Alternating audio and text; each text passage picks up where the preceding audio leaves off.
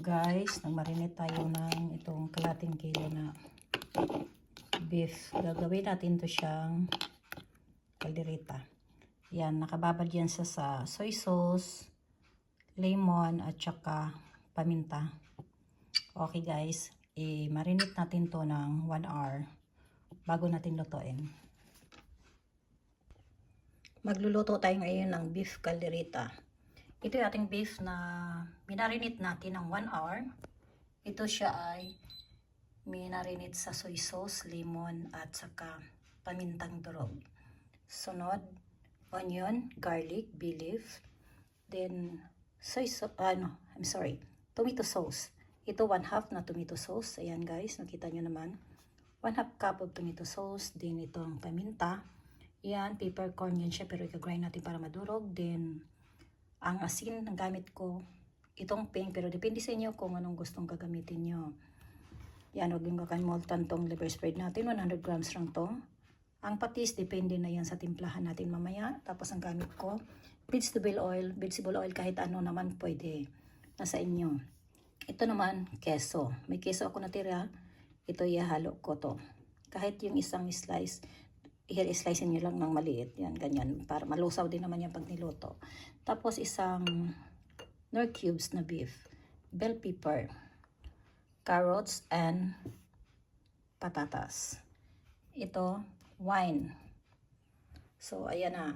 Ito lahat guys ang ating ingredients. Tingnan nyo ng maigi. Yan ang mga ingredients natin guys.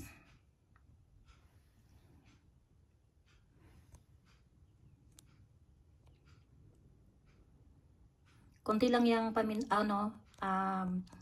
tawag nito patatas dahil hindi kami mahilig sa patatas dahil may mga gout. Tapos konting ano lang din dahil kalahating kilo lang naman ang carrots. So ayan na siya guys. Yang wine na yan, depende sa inyo yan kung gaano karaming ilagay nyo. Kaya pampalambot yan sa, dagdag palambot sa ating karne na baka.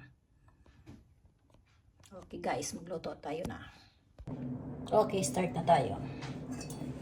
Prituhin natin itong ating mga carrots.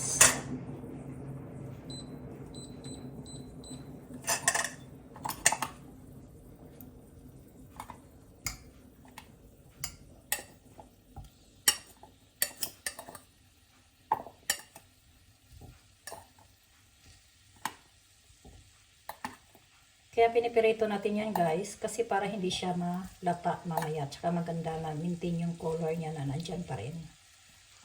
Tsaka masarap kainin yung carrots pag hindi siya lata, tsaka yung itong patatas. Baka magtaka kayo kung bakit kunti lang itong ating patatas, dahil kalahating kilo lang din naman ang ating baka. So kayo na mag-adjust niyan guys, ingredients ko na ginawa ko ngayon. Basta ito siya, kalahating kilo lang lulutuin natin na baka. Tag-isang piraso lang to guys. Isang piraso to na carrots yung medium size. Ito rin, ganun dito, medium size din tong patatas natin. Isabay ko na pagpirito itong ating mga bell pepper at sal kung sa Bisaya.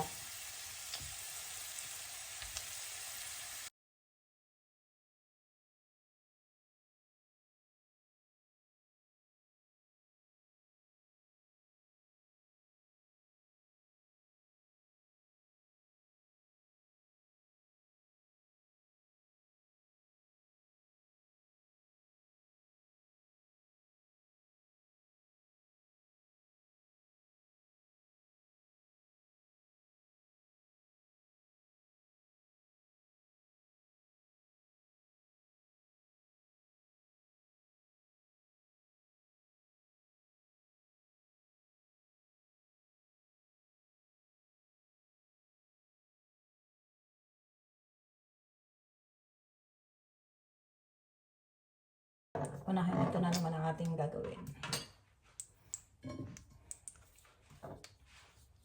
Lagay natin ang ating sibuyas bombay. Sabay na yung bawang. Pati itong paminta dahon. Bilit, sabay natin yan. Kasi yan, ganoon akong style ko para talagang mahalimuyak yung bango ng bilit natin.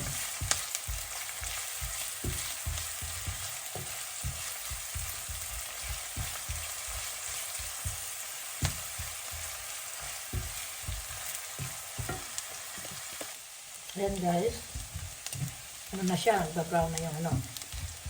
Isunod na natin tong ating tomato sauce.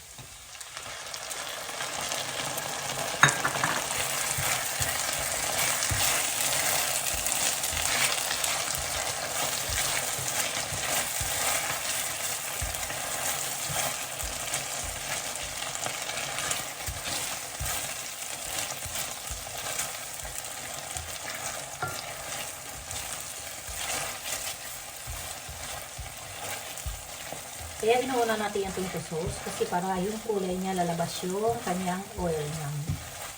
Tingnan nyo guys, yan ah. Yan siya. Para mamaya yung ating kaldereta pulang-pula.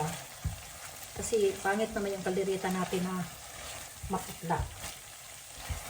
Ako gusto ko pag nagkaldereta, kailangan hindi maputla siya guys. Ayan oh. Nakita nyo naman guys, ayan oh, yung ano niya oh. Basta pag maluto na siya, ayan. So, ayan.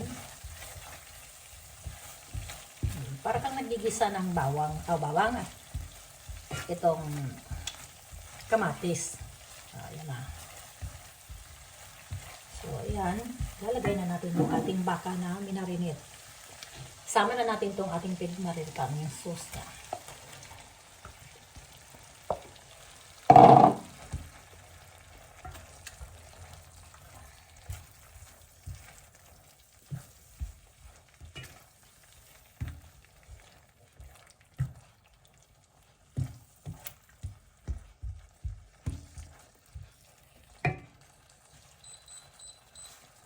Ayan. Simutin natin ito natira. Sayang.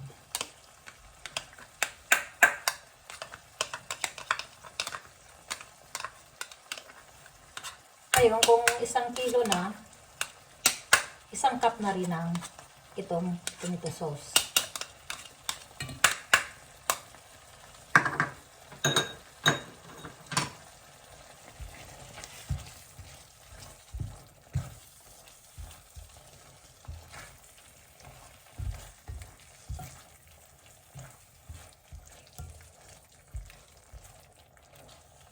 Sunod, isunod na natin yung itong ating cubes na beef.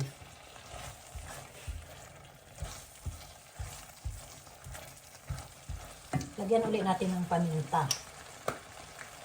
Kahit may binabad na tayong paminta, dagdagan pa rin natin para mas masarap.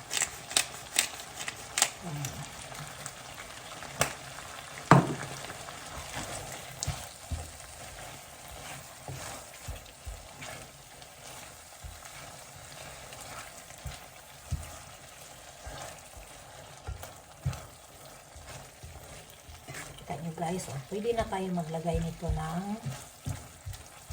pwede na isabay natin yung ating keso. Yung keso natin pwede na isabay ang kalahati mamaya ulit. Maglagay tayo ng tubig.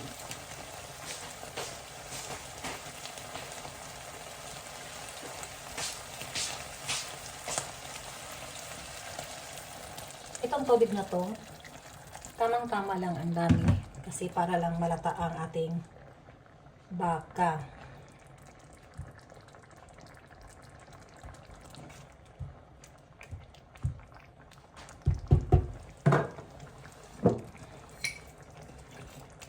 Ilaglagyan na natin ng wine. Lalagyan ko ng wine. Ito, tansyahin nyo lang. Mga 3 tablespoon of wine, okay na. Yan.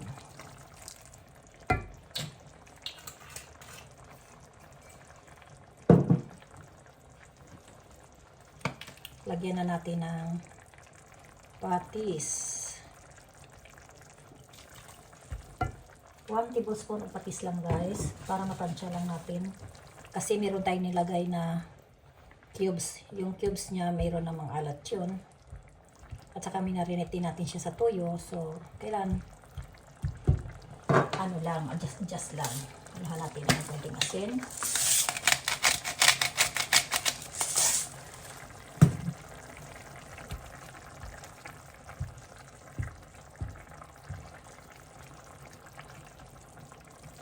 Mamaya na natin ilagay itong ating liver spread pag malapit na siyang lumambot.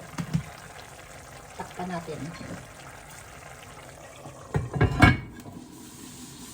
Palambutin muna natin to guys ng mga kalahating oras guys.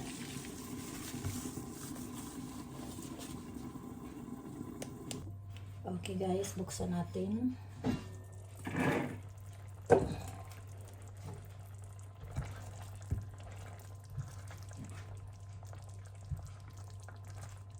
Ito malapit na maluto to siya guys. Ilagay na natin tong ating liver spread.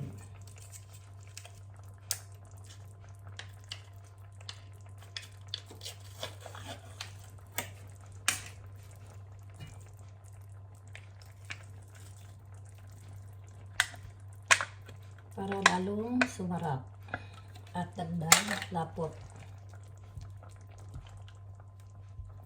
Sabaw pa lang, ulam na.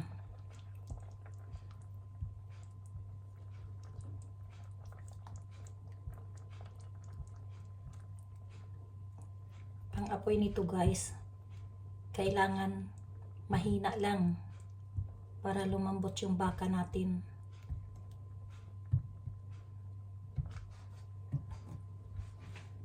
So, kalating oras, kailangan another natin ng half hour para maging 1 oras at malambot na siya. Nakalimutan ko kanina yung sugar. Lalagyan pala natin ng sugar guys. 1 tablespoon. Nakalimutan ko siyang ilagay kanina. Yung pala yung kulang ko. I-add na rin natin tong ating keso na natira kanina.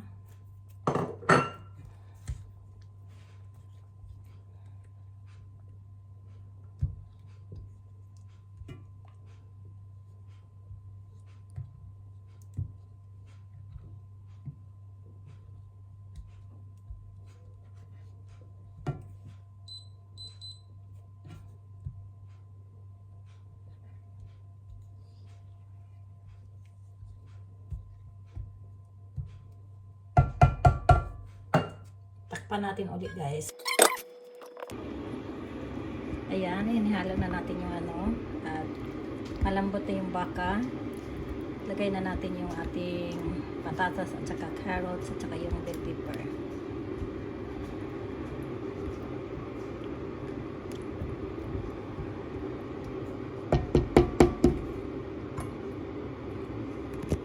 Kuluin natin sandali yan guys. Sandali lang. Takpan muna natin. Buksan na natin.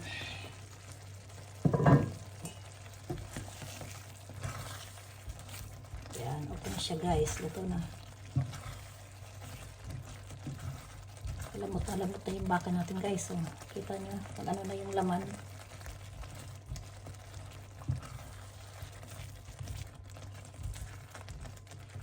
Yan, masarap na ang ano nito. Sabaw pa lang, ulam na guys.